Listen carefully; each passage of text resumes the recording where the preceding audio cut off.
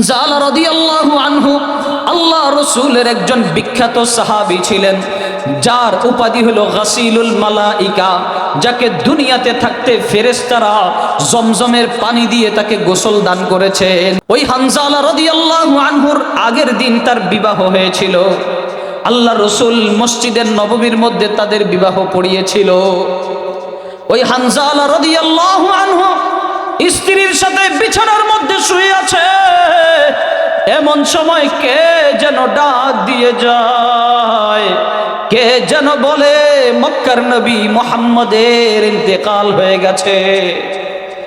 এই কথা শোনার পর ওই হানজালার বিছানার মধ্যে থাকতে পারে নাই, একটা লাফ দিয়ে বিছানার থেকে উঠে গেল, তরবারিটা নিয়ে বলে, ও স্ত্রী, যদি আল্লাহ বাঁচিয়ে রাখেন তাহলে অন্য কোনো দিন দেখা হবে, আর যদি আমি বেঁচে না থাকি তাহলে তোমার সাথে আমার জান্নাতে সাক্ষাৎ হবে।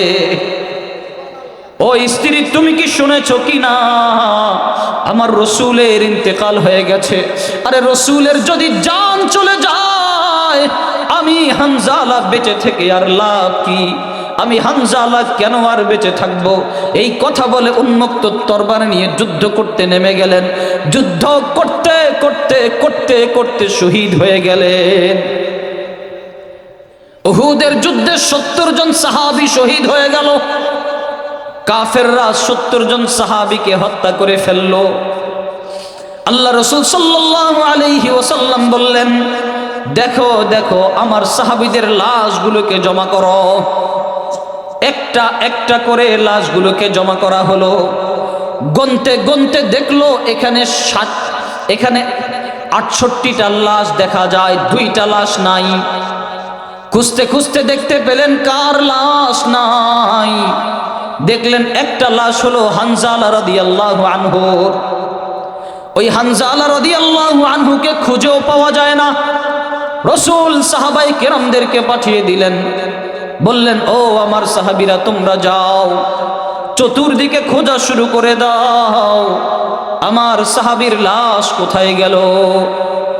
এমত অবস্থায় আল্লাহ রসুলের সামনে বোরকা পরিহিতা একটা নারী আসলো। এসে বলতেছে, ইয়া রাসূলুল্লাহ, ইয়া হাবিবাল্লাহ, আপনি আমাকে চিনতে পেরেছেন কিনা?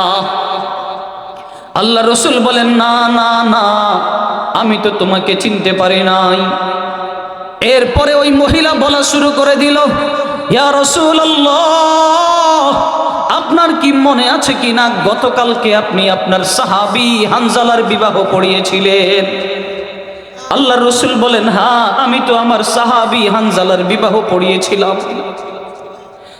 মহিলাটা তার হাতটা সামনের দিকে বাড়িয়ে দিল আর বলতেছে, ইয়া রাসূলুল্লাহ, ইয়া হাবিবাল্লাহ, এই যে আমার হাতটা দেখেন, আমার হাতের মেহেদি এখনো যায় না। গতকালকে আপনি আমার আর হানজালার বিবাহ পড়িয়েছিলেন। আল্লাহ রসুল বলেন, হ্যাঁ, আমি তো তোমাদের বিবাহ পড়িয়েছিলাম। আমি বড় আনন্দে তোমাদের বিবাহের খেজুর আমি ছিটিয়েছিলাম। বলে, ইয়া রাসূলুল্লাহ, ইয়া হাবিবাল্লাহ, আমি হানজালার স্ত্রী। হানজালা যখন শুনলো আপনি নবী এই দুনিয়ার মধ্যে নাই, হানজালার সাথে সাথে বিছানার থেকে উঠে তরবারি নিয়ে যুদ্ধের ময়দানে বের হয়ে গেল। হানজালা মনে হয় শহীদ হয়ে গেছে। ইয়া রাসূলুল্লাহ, ইয়া হাবিবাল্লাহ, আপনি তো মুজাহিদদেরকে গোসল দেন না। মুজাহিদের কোনো গোসল হয় না। মুজাহিদের রক্ত মাখা শরীর নিয়ে, রক্ত মাখা কাপড় নিয়ে ওভাবেই তাদেরকে দাফন করা হয়।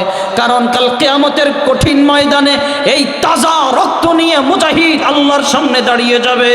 আল্লাহ জিজ্ঞেস করবে, ওরে পাগলা, তোমার শরীরে এত তাজা রক্ত কোত্থেকে আসলো? ওরে পাগলা, তোমার হাড্ডি গুড্ডি ভাঙ্গা কেন? ওরে পাগলা, তোমার চোখ নাই কেন? তোমার হাত নাই কেন? মুজাহিদ তখন গর্ব করে বলবে, আল্লাহ, আমি তোমার দ্বীনের জন্য, আমি তোমার রাস্তার জিহাদ করেছিলাম, জিহাদ করে আমার জানটা তোমার জন্য ওয়াকফ করে দিয়েছিলাম। ও আল্লাহ, এই রক্ত ঝরিয়েছি এটা তোমার দ্বীনের জন্য। ও আল্লাহ, এই শরীরের মধ্যে রক্ত ঝরেছে তোমার দ্বীন জিন্দা করার জন্য। আল্লাহ তাআলা তখন বলবেন, ও মুজাহিদ, যাও যাও যাও, জান্নাতের 8টা দরজা তোমার জন্য খুলে দিলাম, তুমি যেই দরজা দিয়ে মনে চায় তুমি হাসতে হাসতে জান্নাতে চলে যাও। সুবহানাল্লাহ। মুজাহিদ তখন সেই জান্নাতে চলে যাবে। ওই মহিলা বলছিলেন, ইয়া রাসূলুল্লাহ, আমি আপনার কাছে এসেছি কারণ আপনি তো মুজাহিদদেরকে গোসল দেন না। হানজালা তো মুজাহিদ, কিন্তু হানজালার উপর গোসল ফরজ হয়ে আছে, মেহেরবানি করে আপনি একটু হানজালাকে গোসল দিয়ে দিয়েন। এই কথা বলার পরে সাহাবায়ে কেরামরা ছুটে আসলেন, বললেন, ইয়া রাসূলুল্লাহ, ইয়া হাবিবাল্লাহ, হানজালার লাশ পাওয়া গেছে, হানজালার লাশ আমরা খুঁজে পেলাম। আল্লাহ রাসূল দৌড়ে হানজালার কাছে গেল। হানজালার লাশ রাসূলের সামনে শোয়া, হানজালার দাড়ি থেকে তাজা তাজা পানি টপ টপ করে পড়তেছে, শরীর থেকে তাজা তাজা পানি টপ টপ করে পড়ছে। এমন সময় জিবরাইল আমিন রাসূলুল্লাহ সাল্লাল্লাহু আলাইহি ওয়াসাল্লামের কাছে আসলেন। আসার পরে বললেন, ইয়া রাসূলুল্লাহ, ইয়া হাবিবাল্লাহ, আপনার এই যে হানজালা, তার উপর গোসল ফরজ হয়েছে। ওই হানজালার কোরবানি দেখে আল্লাহ রাব্বুল আলামিন আসমান থেকে ফেরেশতা জমিনের মধ্যে পাঠিয়ে দিয়েছেন। এই জমিনের মধ্যে ফেরেশতারা এসে হানজালার লাশটা নিয়ে তৃতীয় আসমানের মধ্যে চলে গেছে। তৃতীয় আসমানে নিয়ে আল্লাহর খাস ফেরেশতারা জমজমের পানি দিয়ে হানজালার গোসল দিয়ে দিয়েছেন। আল্লাহু আকবার। ওগো আল্লাহর রাসূল, এই যে হানজালার লাশ, এটাকে গোসল দেওয়ার কোনো দরকার নাই, কারণ ফেরেশতারা জমজমের পানি দিয়ে হানজালাকে গোসল দিয়ে দিয়েছেন। সুবহানাল্লাহ। এই জন্য যাকে বলে গাসিলুল মালাইকা, ফেরেশতারা যাকে গোসল দান করেছেন। আল্লাহ রাসূল সাল্লাল্লাহু আলাইহি ওয়াসাল্লামের এই সাহাবী খালি শুধু আল্লাহকে মেনেই ক্ষান্ত হয় নাই, খালি এই কথা বলে নাই যে আমার রব আল্লাহ, এটা বলে চুপ হয়ে থাকে নাই। সুম্মাস্তাকামু, অতঃপর আল্লাহর নামের উপর অটল ছিল, মজবুত ছিল।